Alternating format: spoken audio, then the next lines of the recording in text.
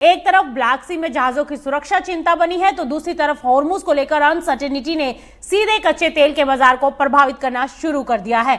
अब इसी का असर कच्चे तेल की कीमतों पर पड़ रहा है। दरअसल मिडल ईस्ट में इस वक्त बड़ी खबर आ रही है सामने कि हुतियों के मुताबिक सऊदी अरामको की जिजान रिफाइनरी पर ड्रोन से हमला किया गया है और इसके बाद रिफाइनरी में आग लगने की भी खबरें सामने आई हैं।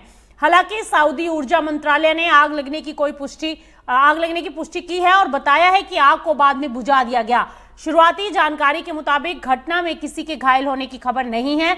जिजान रिफाइनरी सऊदी अरब के दक्षिण पश्चिम हिस्से में स्थित है और इसकी क्षमता आपको बता दें कि करीब 4 लाख बैरल कच्चे तेल प्रतिदिन प्रोसेस करने की है।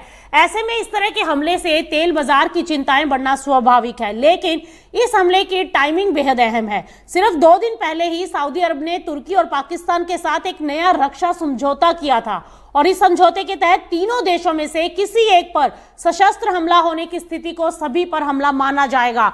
अब सवाल यह है कि क्या इस नए रक्षा गठबंधन का असर हुतियों के खिलाफ सऊदी अरब की अगली कार्रवाई पर दिखाई देगा। हालांकि अभी यह साफ नहीं है कि तुर्की या पाकिस्तान इस ताजा हमले के जवाब में सऊदी अरब को किस तरह का सपोर्ट देंगे।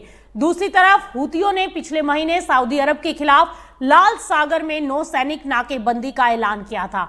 हुतियों का आरोप है कि सऊदी अरब ने उनके खिलाफ घेराबंदी कर रखी है। हालांकि रियाद इन आरोपों से इनकार करता है। अब इस पूरे घटनाक्रम का सबसे बड़ा असर फिलहाल तेल और समुद्री व्यापार पर पड़ सकता है, क्योंकि जिजान के अलावा हुतियों ने पहले भी सऊदी अरब के याम्बू और अरामको के दूसरे ठिकानों को निशाना बनाया था।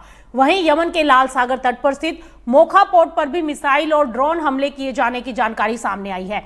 ये बंदरगाह रणनीतिक रूप से बेहद अहम है, क्योंकि ये बाब अल मंदेब जल मध्य के करीब है। बाब अल मंदेब ऐसा समुद्री रास्ता है जो लाल सागर को गल्फ ऑफ एडन और हिंद महासागर से जोड़ता है। दुनिया के बड़े समुद्री व्यापार मार्गों में इसकी भूमिका बहुत अहम है।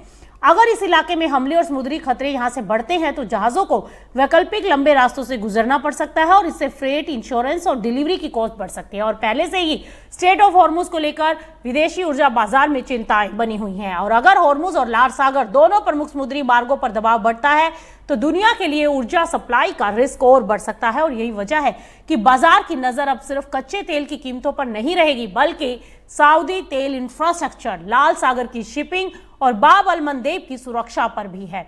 तो कुल मिलाकर जिजान रिफाइनरी पर हमले की खबर ने मिडल ईस्ट में बढ़ते तनाव के बीच तेल और समुद्री व्यापार को लेकर एक नई चिंता खड़ी कर दी है। अगर हमले और नाकेबंदी का दायरा बढ़ता है तो इसका असर सिर्फ क्षेत्रीय बाजार पर नहीं बल्कि वैश्विक तेल कीमतों और सप्लाई चेन पर दिखाई दे सकता है।